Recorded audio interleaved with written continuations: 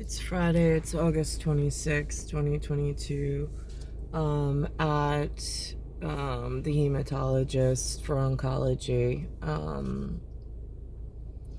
This morning on See the BS, they showed an image of the monkeypox, which they've shown several different dermatological episodes, none of them congruent with one another, the way that it affects dark skin or melanin-rich skin as opposed to more of the translucent, whatever I have. And so they showed a pair of white arms with these raised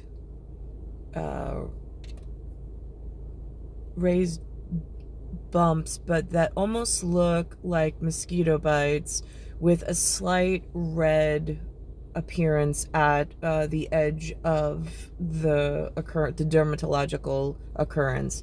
It almost reminds me of when the doctors in New York told my mother, Linda, that I had a lot of allergies and I needed to go for allergy shots. And she would take me and they would give me a panel of shots in my arm, and then some would raise, indicative of inflammation temporarily.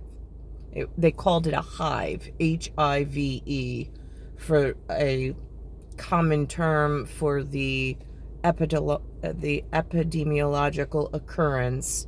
Now, with that prelude or prefix to somewhere around, I don't know if it was 2015 or 2016, I got, somehow the anemia occurred, and I don't know what year it arose, but I was seeing a doctor with a really long name that started with an N. It's on the Fidelis card, and then it's Patel. He was from India, and he was dark skinned. So I was going to him. He's the closest, after Dr. Barrett died. I had a white doctor. He died somehow, mysteriously and suddenly, out of nowhere. And then I had to find somebody else, and there was nobody to ask. So here we are, the closest one in proximity.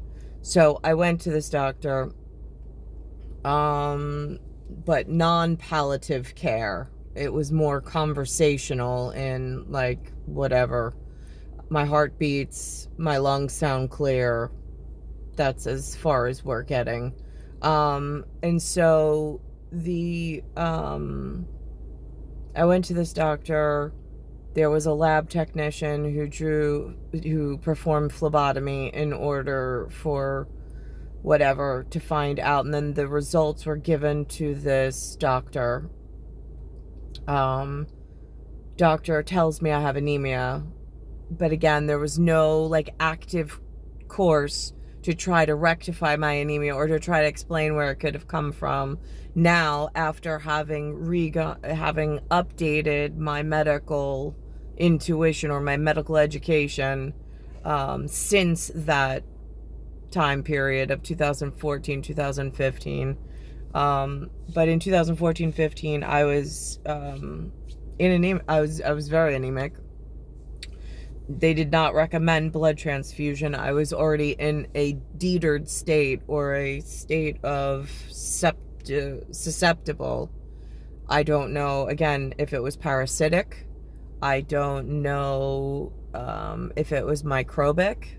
I don't know what kind of microbial infection it could have been. But it was this state of anemia, which nobody was speaking, the doctor wasn't speaking about, and there was no course of other doctors or treatments that I should seek out. I just kept getting worse and worse. And then one morning I awoke to, on my arms, what looked like I broke out in hives. And I'm like, I just woke up like this. I have no idea what this is.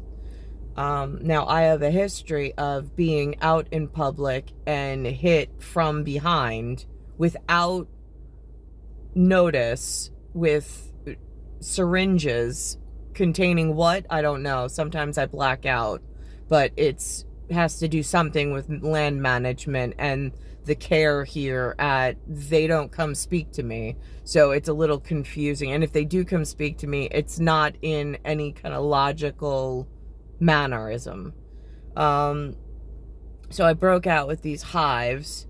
Now I'm looking at what they classify as monkeypox in public health announcements.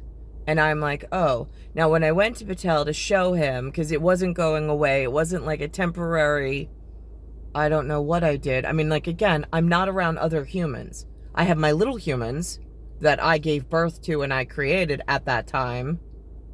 But I didn't have, like, I mean, I wasn't out shaking hands with strangers. So, so I don't know where it came from, but I was already in an altered state of anemia and susceptible to things. And then I wake up one morning with this, and when I went to Patel, he called it a staph infection, and he gave me an antibiotic.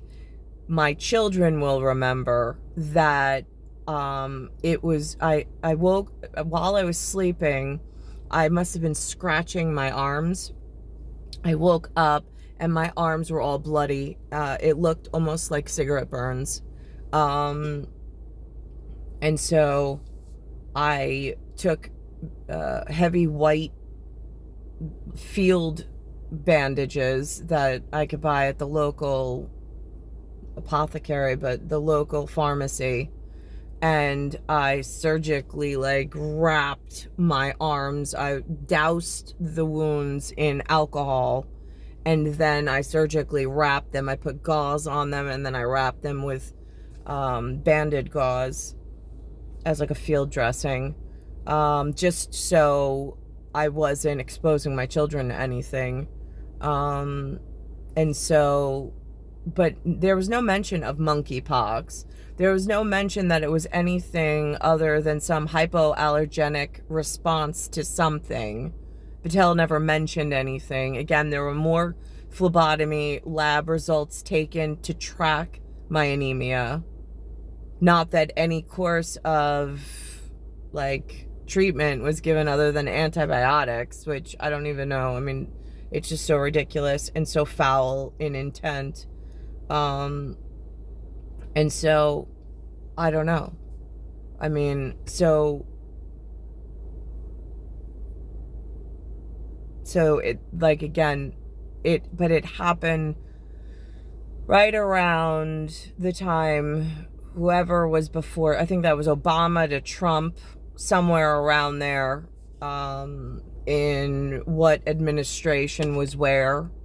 And so, but again, never mentioned, never spoken of. Now I see the photos of it. I'm like, oh, that looks really familiar because that happened to me back, but I didn't know what to call it. Nobody mentioned anything. The doctors are not helpful here. So, I mean, I don't know where humanity is going, especially in North America. I don't. I think they're absolutely foul in the way that they overeducate the problems. And they've got, and another thing, interestingly enough, when I was in Lloyd Harbor Elementary, they took us off campus one time that I'll speak of right now, where we took a bus to the village of Cold Spring Harbor. Inside the village of Cold Spring Harbor, there's something called a whaling museum. That's the type, not a science, not a technology, not a ultra modern museum. We went to the local whaling museum where they had offshore ships that were small wooden boats and whatever with handcrafted metal from craftsmen, and they would catch the whales, they'd bring them on shore, and then they would use them to light their lanterns in some form of, they called it kerosene, whale blubber kerosene at the time. That's what we were educated. That was the history we were educated in of what was in Cold Spring Harbor before we arrived. While I was in the museum, I thought it was a museum worker who wanted to speak with me briefly. So, but I didn't want to miss what was going on the tour in the education. So I don't know what that was about, but I'm pretty sure the dad that showed up, that didn't look like any of the kids from my class, he was far too good looking. I mean, the kids in my class were like, ugh. So, but again, it was a little, and then I'm like, is it a museum? As a kid, it's like, does he work for the museum? Or is he one of the dads? Like, I don't remember seeing this guy, but all right. So again, like, Poppins being what they are and unexpected. I mean, they're on somebody's schedule. It's been going on my whole life. It's star 1978, star 8378, Nicole, Cattaruzza, it's Earth, solar system, Milky Way, universe, galaxy is broken. It's Bayside Station, Bayside, New York, 11361. Except the pop-ins never seem to happen when I need them.